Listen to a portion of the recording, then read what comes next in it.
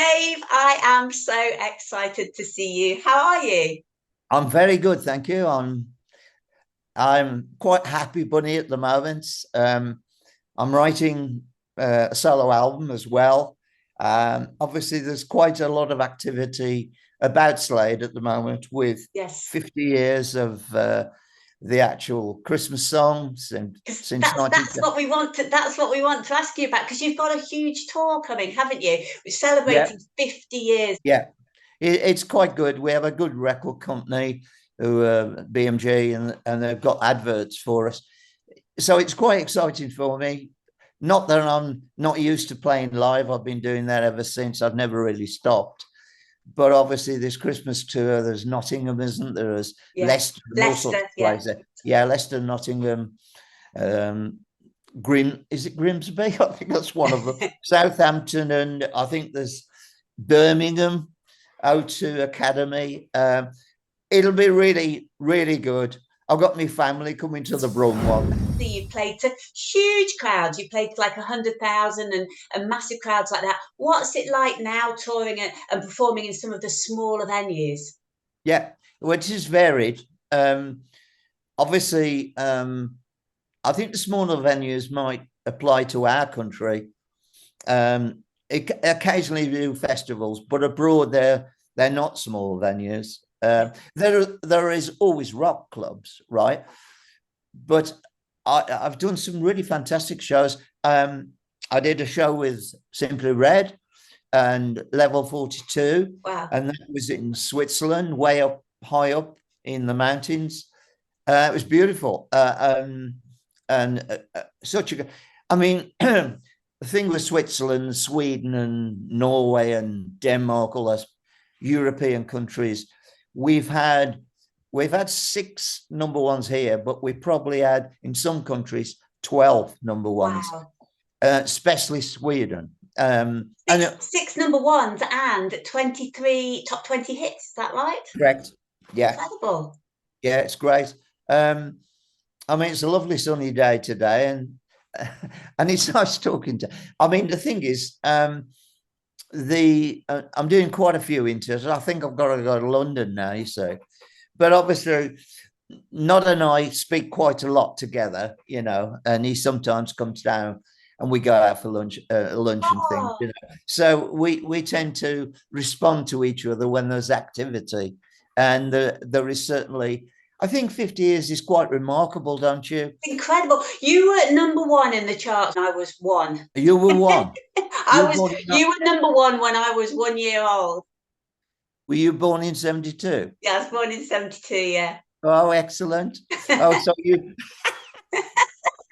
well, you obviously didn't experience the 70s, but obviously your parents did. Yeah, and Merry Sure. Christmas, everyone. That's been a huge part of my life. Like I think it's you don't have Christmas without Slade, do you? I mean, it is No, part of no, Christmas. it's been a huge part of my life as well. I mean, it's not just the Christmas song, it's Come On Feel the Noise, Yes, Mama All Crazy, yes. all the Far, Far Away, all the extensive hits we've had over the years. And we've had some really good album sales as well, Slade Alive and the one with the fist on the front. I don't Yes. know if your dad's a fan, but there was all that stuff in the 70s. But the 70s really, Helen, was a very upbeat, exciting time. I mean, bands dress differently these days, but in those days, it was definitely you got to have a great record, but you got to have a great look. Well, And I was going to ask you about that because you're known for being like outrageously flamboyant in what you wear. When you tour now, do you still wear these incredible outfits? well, yeah, I think the last time I bought these leather jackets and they were gold and silver, and it wasn't just glitter. I went a bit up market, so I had something from Pooples. Do you know them Pooples? Nice. Yeah, a bit sort of trendy in there. Because the wife says, "I've just seen a jacket." You see, mind you, I wear it for about three songs. And the trouble is, you get really hot with Yes. all the lights, and it comes off. But I got a T-shirt with Couples across the front. Not that I'm advertising Couples, but as respect to the costumes, of course, a great deal of time went into making those in the 70s, you know. And also, Helen, is that every time we appeared on Top of the Pops, you had to wear something different. Right. And although you probably never saw Top of the Pops because you're too young to. No, I definitely saw Top of the Pops. But Top of the Pops was that and Radio One were the two most important things. Yes. For a hit record. With the Christmas song, I don't know if you know the story about the Christmas song, but if you'd like me to tell you the story, please, yes. It won't be too long. But it was we were in New York in 1973, and we were doing some promotion. So we were doing the Odd Show, and we were in New York, and there was a studio called Record Plant. It's where all the big bands go in New York to this place. And Chaz knew that a song had been written about Christmas, you see. Yeah. Because a bass player's grandma said nobody writes any Christmas songs. It's always the old stuff. So they got this idea. I think Nod had a chorus, Jim had a verse, and it came together. Nod, I think he had he went down his dad's and he had a beer and he wrote all these lyrics, which are great. And while we were in New York, two of us in the band hadn't, the drummer Don and myself, the lead guitarist, hadn't heard the song. And Chaz said, well, I've got a week off. I'll try and get some studio time. And then he had a phone call from the studio because John Lennon was there and he was recording. And John decided he didn't want the time.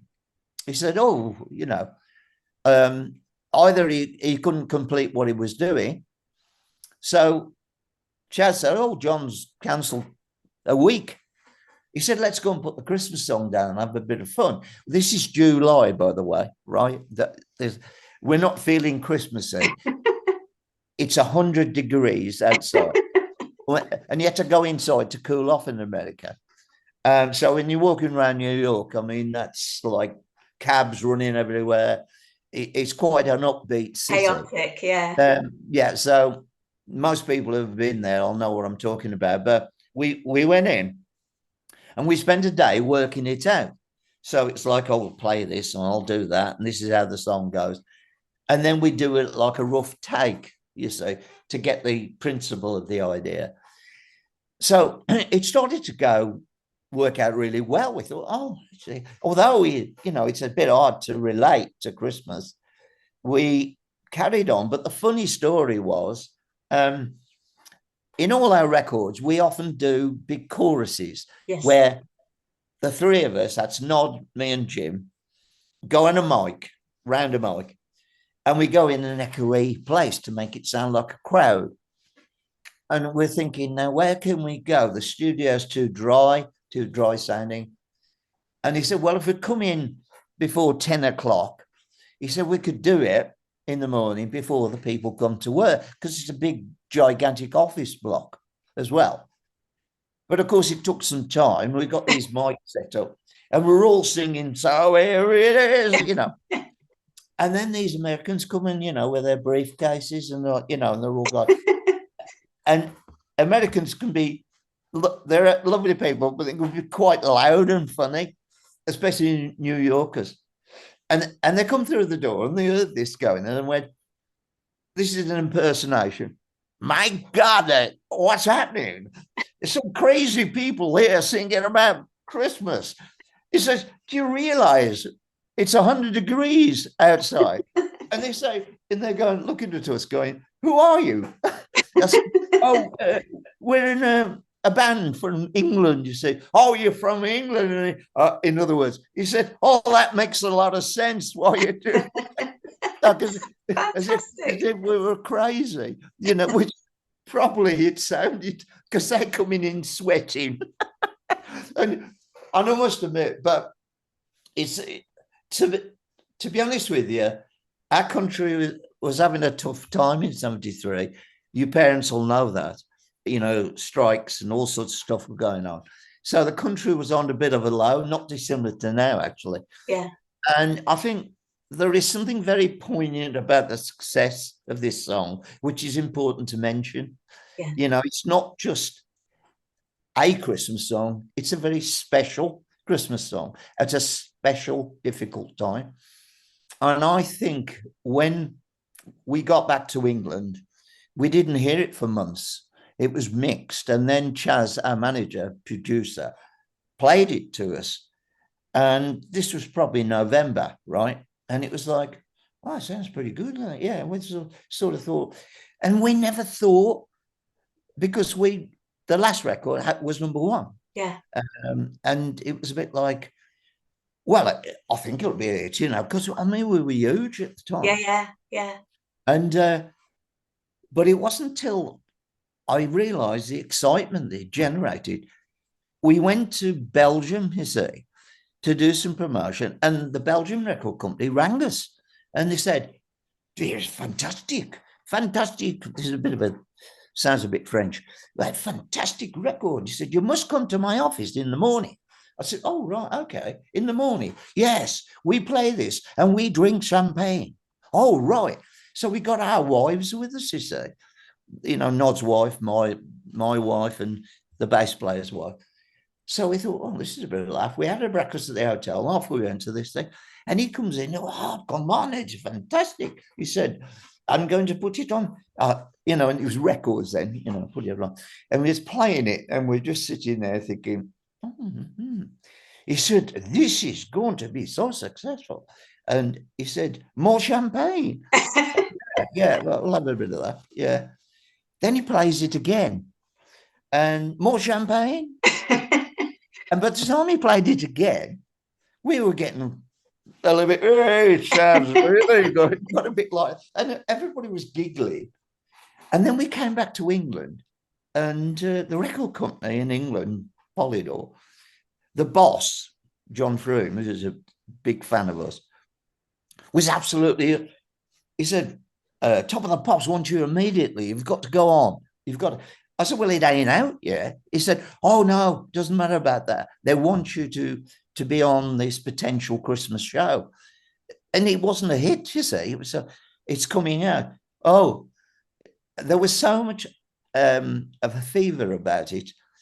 But the thing that tipped the scales was it did 250,000 in one day. Wow. And that was a guaranteed straight to number one, which is poignant. And I think this thing with Nod shouting, "It's Christmas" at the Yes. end. Who shouts that now when you're on tour then? Our bass player does it. Not he's going to do Nod. Nobody's Yeah. not somebody's like, you know, gritty Nod's voice, you know. But I seem to remember it was a funny thing we did in the studio. He just went in and did it for a laugh, you see, because he said, Yeah. "Oh, it'd be good at the end to go, well, it's Christmas," you know, like Santa. And we thought, because we've always had certain things in records, like "Come on, Feel the Noise" goes, "Baby, baby, baby," and Yes. then straight in. And that was like at the end of the epic, because it's going on and on and on. You've got this Nod shouting like it's happening. And to be honest with you, all in all, with all the stories,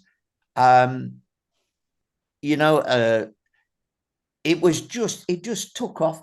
And I feel in life, I don't know what it is in life, but sometimes, and maybe you've experienced, when something unexpected arrives, but it's actually bigger experience than you realized. Well, Dave, to have a record that was written and recorded in such a short space of time, to have the look that, you know, John Lennon had the studio space, and then to have, you know, 50 years on, it's still a massive, well, the biggest Christmas song. It's That's incredible. right. And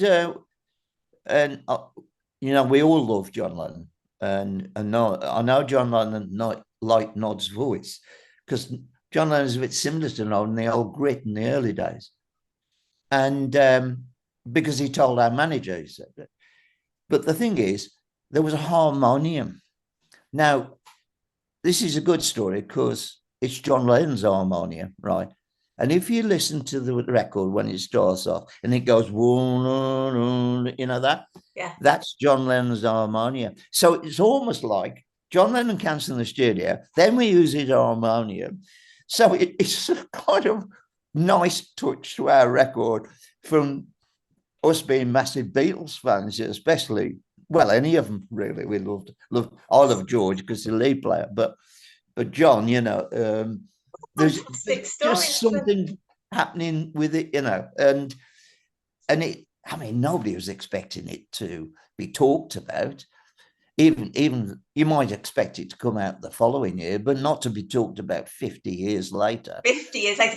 Well, Dave, I read something that might be a complete rumour, but I read that for certain members of the band, every Christmas they get a like £500,000 bonus because of this song. I don't know about that, but I think I'm more, well, rumours and you don't believe what you hear. At the end of the day, to be honest with you, at the end of the day, the big sales of it and all that, it's all about the past. But I think with airplay and things like that, for me personally, it's the joy it gives to people. Yes. It's just that kind of record, and it draws attention to us in a sense that my grandchildren, I mean, I've got 5, 6 grandchildren, and one of them's Alfie Daville. Okay. and he'll be watching little bits because there's a clip come out, you know, with us on Top of the Pops when it first hit #1. We look like teenagers, don't we? But the thing is, for any band to try and follow us after we've done the Christmas song is the hardest thing. Yes. I know many bands have had to follow us. Shakin' Stevens got a #1, didn't he, with Merry Christmas, Everyone? Something like that, didn't he? Yes. Yeah. That's right. I think once we'd done it, the following year, it seems like everybody got this idea. Oh, let's do a Christmas song. And then John comes out with one, and Paul McCartney wrote one. Yes. It's all become a bit of a thing, right? Yes. Because Christmas sales are the biggest you could have. And because I think everybody at that time in 1973 were probably really cheesed off with the way things are, and not dissimilar to now.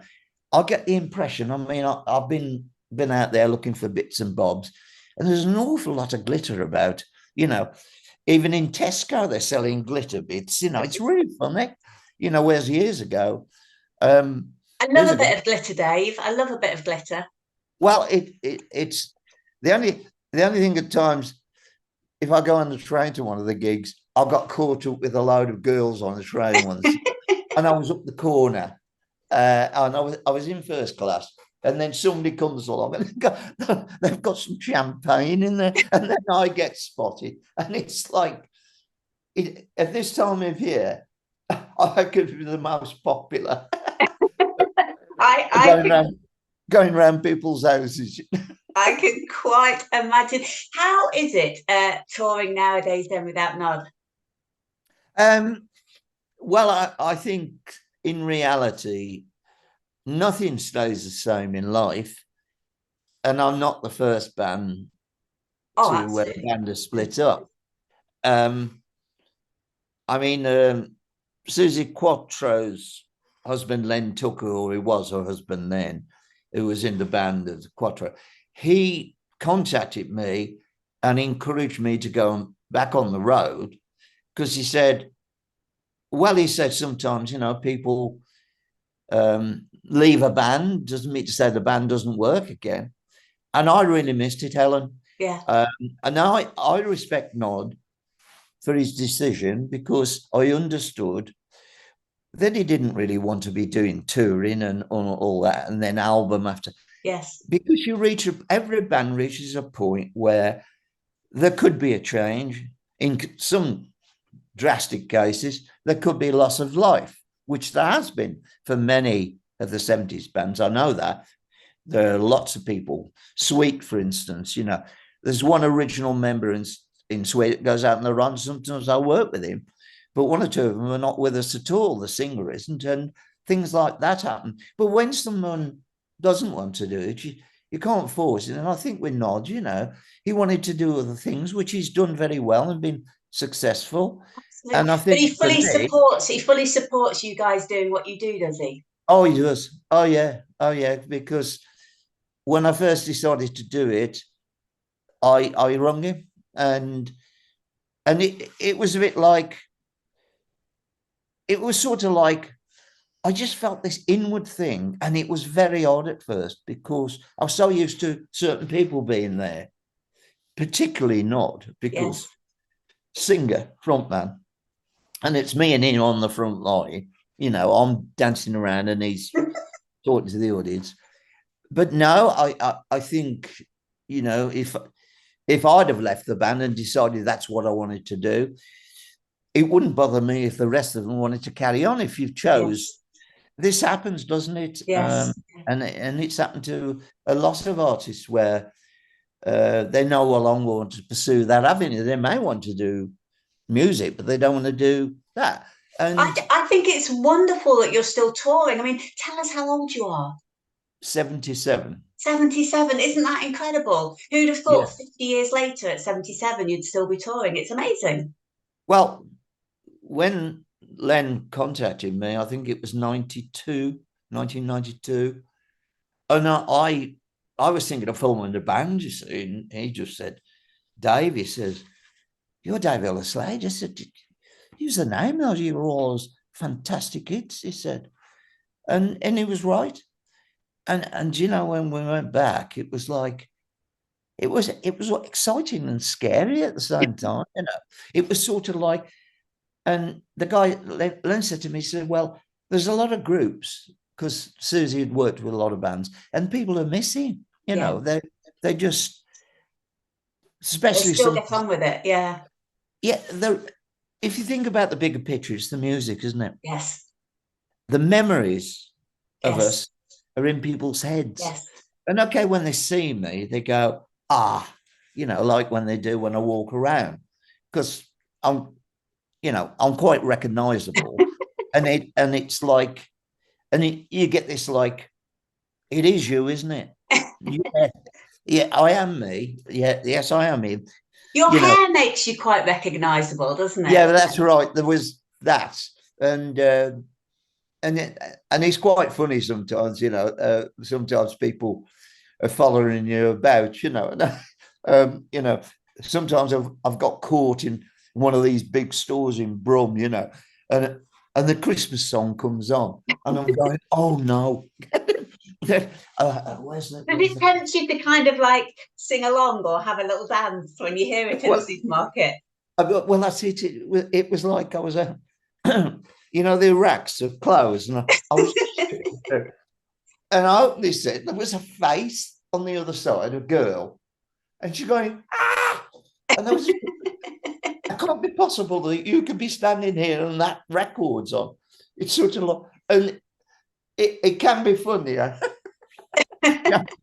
quite funny, and because I think it's the joy that Yes. the music brings, not just the It just Christmas song. lifts you, doesn't it? And that's the whole thing. I think that's the whole thing about Slade generally, that, you've had so many amazing songs, but so many are such good fun as well, aren't they? Oh yeah, I mean, I don't know if you know this story, but when I bought my first house, I wanted to live in some posh place. I went to Solihull. Bear in mind, I grew up on a council estate with mum and dad, which were brilliant. And then it came a time to buy something, and I went to Solihull. And this is quite funny. I don't know if I don't want to keep you, but Not at all. I've got all the time in the uh, world. this guy, this agent says, oh, he says, a really nice road here. He says, there's a house for sale. I went, oh yeah. Oh, well, let's go and have a look. He said, we'll go down. And I got this big hat on, and I was in this car. And the agent goes up to the door, and the house is sold. This house. I thought, oh, it looks good here. There's a big mansion right at the end next to this house, he said. Anyway, he says to the woman, he says, she comes to the door and she goes, oh, I think she was a little bit, hello, and oh, and he said, I know the house is sold. He says, oh yes, it's almost contracted yet, but we're just waiting to sign. I said, well, I've got an unusual gentleman sitting in the car. Would you mind if he had a look, just in case the sale falls through? And she sort of went, oh, I suppose there's not a problem. So I come along and she's looking at me and it's like, unusual gentleman. And she doesn't know in herself, but she knows there's something in my face. And why does it register? And I went in the house and I went upstairs and it showed me her daughter's bedroom. And as I opened the door, there's a whacking great picture of her bed. Oh, wow. And she said, oh my God. She said, oh, it's you.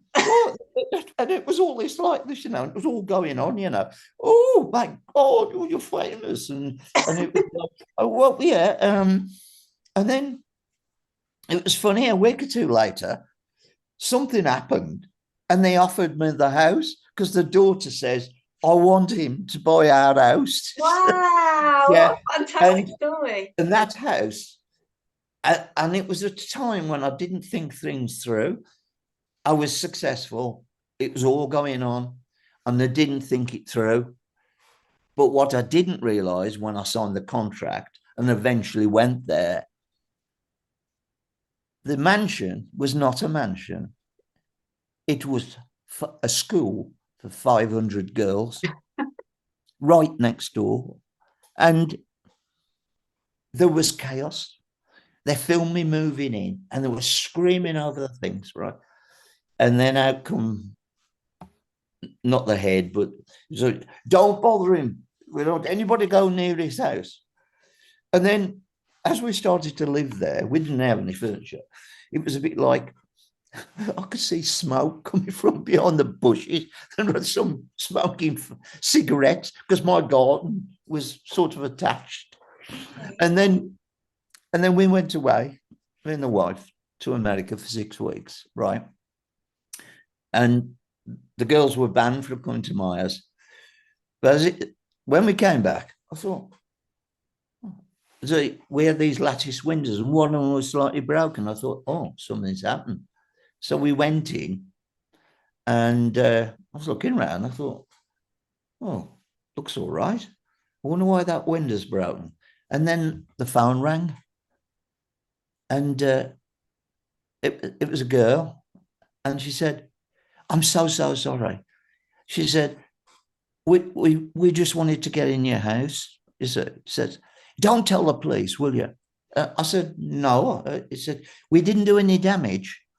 And we didn't really like your house anyway, because we thought you'd got a silver house, like it closed. And I said, oh, blimey. I said, well, I'm not going to fetch the police. He said, because obviously got my telephone number, Oh, how funny. Yeah, it was probably like a few numbers.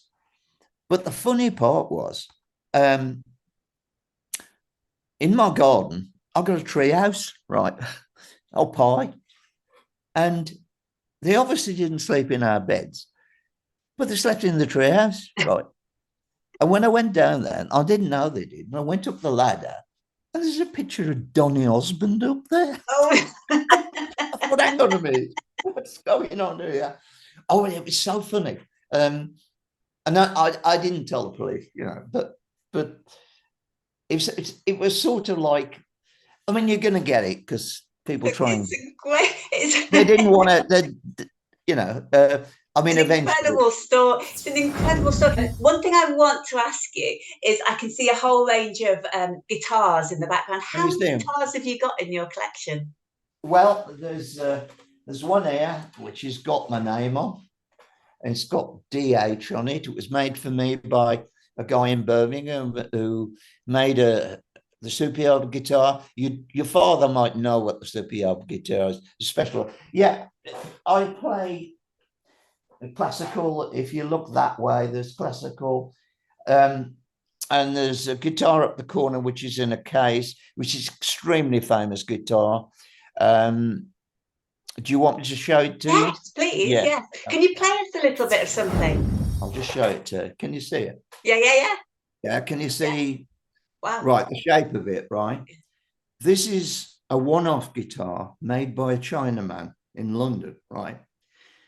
But it's a pivotal guitar because when I first started to record with my manager, Chaz Chandler, he didn't like the guitar I had. He said, you need to get a better guitar.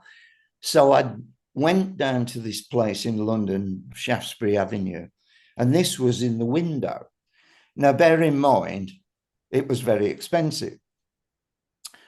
So really, I rung my dad.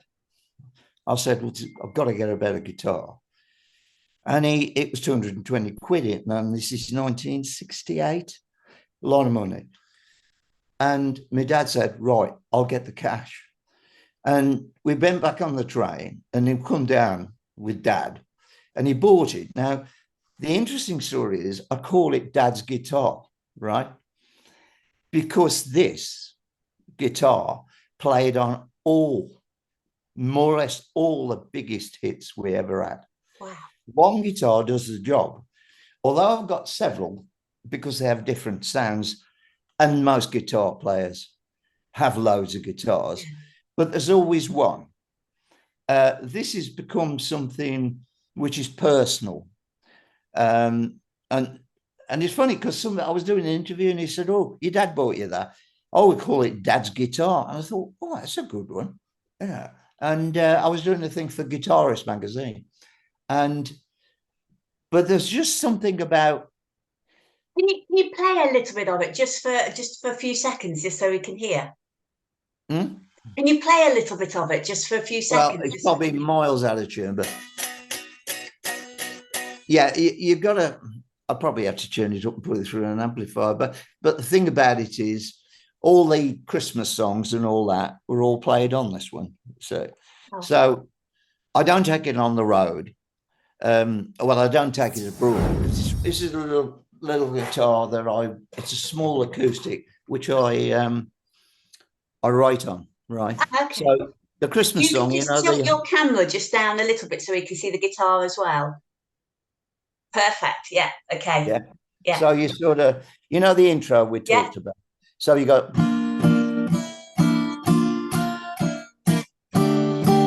Oh, that's fantastic. And most hit records are written on acoustic guitars, but these are quite useful because sometimes it doesn't have to be the most expensive guitar, but sometimes things have a habit of working for you. Or you say, oh, it's easy to pick it up, you see, and sort of say, oh, yeah. And sometimes I get an idea. That's why the wife's sort of dragging me out of here eventually, because I'm sitting here thinking, I've got to finish this. I've got to think about it. We're almost out of time. But for anybody that'd love to come and see you guys, you're playing Leicester on the 15th of December. Sell it to us, Dave. Why should they come and see you? The way I look at it is like this. I said, if you're thinking of Christmas and you're thinking of music you love, there'll be no better place, personally speaking, from the point of view that we've got so many hit records, but especially coming to a Christmas show with Slade is an ultimate joy because I think together with us and the audience bring joy to each other, and the music speaks loud.